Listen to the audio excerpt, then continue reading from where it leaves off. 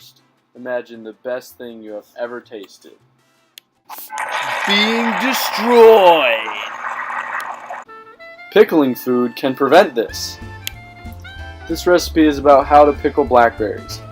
It is shown in the American Cookbook and was written in the 1820s by an unknown author. This recipe demonstrates the importance of food preservation in the 1800s. The fact that the recipe is about pickling blackberries speaks to the fact that the author may have grown their own food in their yard because blackberries are a fruit that is often found in gardens, and people often pickle fruit that they grow. The author of the recipe spells words exactly how they sound when you say them, not how they are actually spelled. For example, the author spelled berry as B-E-R-R-I and spelled the word and as A-N.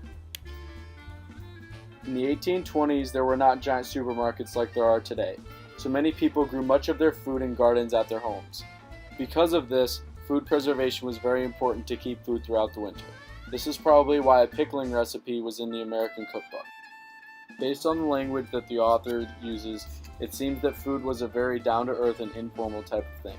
Today there is an elegance aspect to preparing food in many circumstances. That is not the feeling of this recipe.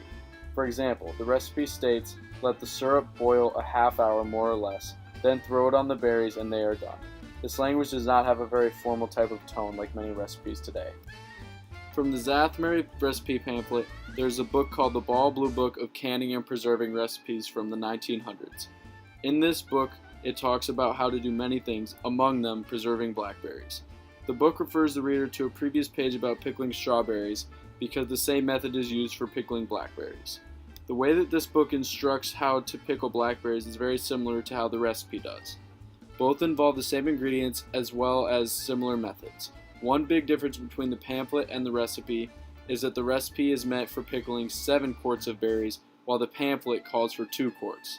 This may give some insight about the author of the recipe, that they were preserving berries for the winter because the recipe calls for much more than what the pamphlet calls for. The section about pickling in the Oxford Encyclopedia of Food and Drink in America mentions that processing pickle jars in a hot water bath kills bad bacteria. This technique was not discussed in my recipe or the pamphlet, which leads to the conclusion that this technique was not discovered during this time period. Putting the pickled berries in a jar was not even mentioned in the recipe, which implies that the importance of sealing the berries after they were pickled was not known in the 1820s. Based on how the author wrote the recipe, they probably were trying to convey the simplicity of it to the reader most of all. Food preservation was very important in the 1820s, and the author probably wanted the process to seem very simple so the reader would not be scared away from doing it.